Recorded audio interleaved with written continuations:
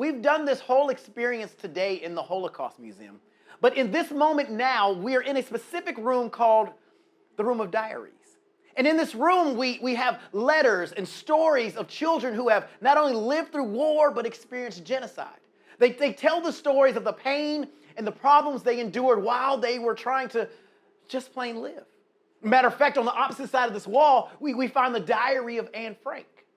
In the book of Joshua, chapter 4, verses 21 and 22, it says this: "Then Joshua said to the Israelites, 'In the future, your children will ask, what do these stones mean?' And you'll tell them that they represent when the children or when the Israelites crossed the Jordan on dry ground." The stones. The stones are the stories that must be shared. What I'm explaining is that, number one, when we talk about these stones, that they serve as a place of reference.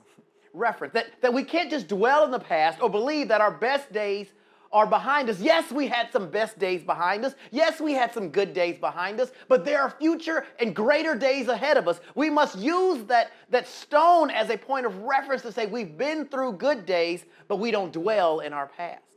Well, here's the second one, the point of reference. Number two is that it's a place of remembrance. If we don't tell the stories, we can fall into the trap of believing that we're the first ones to experience it. We will think that, well, this never happened to anyone before because no one's ever told me it's happened, so everybody's against me because this has never happened. But truth be told, it has happened. The only reason we don't know is because no one shared the stone. Here's the third point, and I'm done. Point of reference, place of remembrance, and what's your reasonable response? If they had not told about the stones, if they not shared the story, how many more times would they go through problems or painful or precarious places and think that this is the first time or no one's ever done it? But when grandmama said, hey, I remember when we survived civil rights, when grandpa says, I remembered when the things I went through in college, when even your mom says, I remember what it was like raising you on my own, what they were doing is they said, I am sharing my story. I want to challenge you, friend, that you don't forget to remember.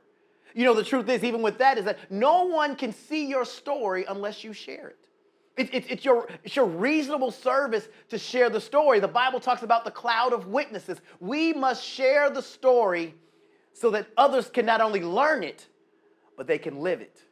My challenge to you today, friend who is watching, share the story.